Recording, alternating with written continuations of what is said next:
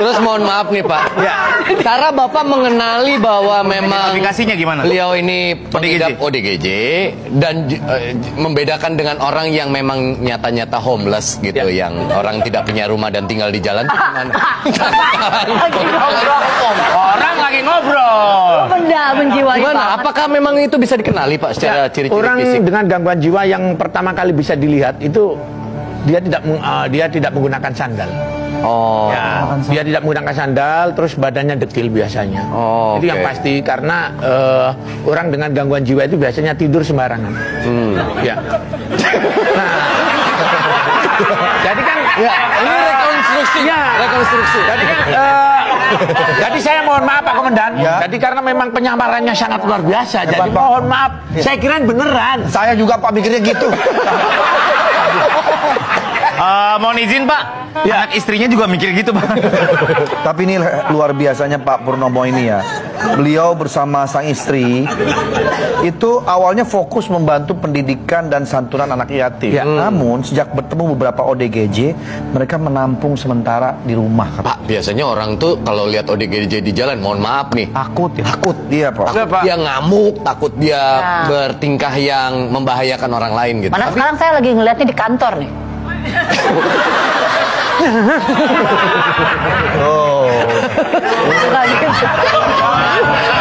Rumahnya di mana? Gak menutup kemungkinan kan Pak Purnomo ketemu orang yang seperti itu.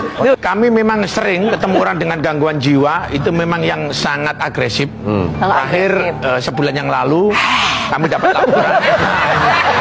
Jadi sebulan yang lalu Mirip banget. kami dapat laporan bahwasannya ada orang gangguan jiwa yang meresahkan di jalan.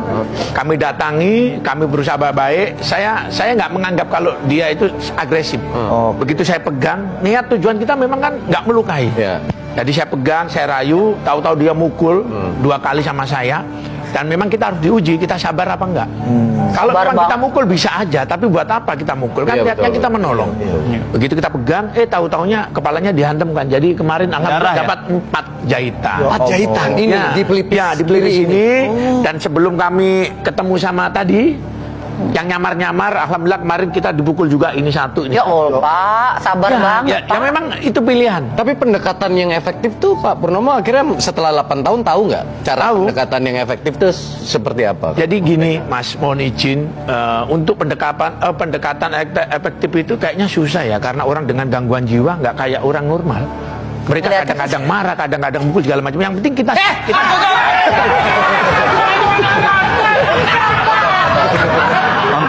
Nonton doang, nggak apa-apa. Jadi memang harus dikenali dulu ya Pak, ini ya. tipe yang agresif atau enggak? nggak bisa. Oh nggak bisa gitu? Jadi pertama kita komunikasi, yang jelas orang dengan gangguan jiwa kalau memang dalam kondisi halusinasi, mereka nggak akan kenal dirinya. Mereka mukul seenaknya, apapun yang kita lakukan nggak bisa efek. Makanya Dia nggak kenal dirinya. Dia nggak kenal dirinya. nggak kenal salah satunya. Kamu siapa? Nah, makanya di tempat kami ada obat, segala macam. Kami siapkan obat. Dan kami juga siapkan dokter juga di tempat kami. Istri nggak keberatan. Awal mula pada saat pertama kali istri marah, apalagi pada saat itu kalau misalkan saya harusnya istirahat di rumah, jam tidak kantor, ada orang laporan Pak, ada ODGJ, istri saya sempat mengancam, kalau sampean itu Mas, kalau sampean tetap keluar, nggak usah tidur sama saya. Namun panggilan jiwa, jadi tanpa sepengetahuan istri saya ambil. Meskipun nantinya saya nggak dibukain pintu, saya yakin pasti dibukain pintu. Jadi tetap saya ambil. Karena ini ada nilai kemanusiaan ya. Pintunya dari Bapak. Pintunya Bapak yang bawa. Oh, jadi nggak ada yang ditutup. Karena pintunya di dia. Tapi maaf nih Pak Pur, kayak kan butuh itu operasional. Kalau kayak gitu tuh Pak. Dia makan makanan gitu ya. Iya kayak makanan buat obat-obatannya mereka, dokter. Akhirnya Ya,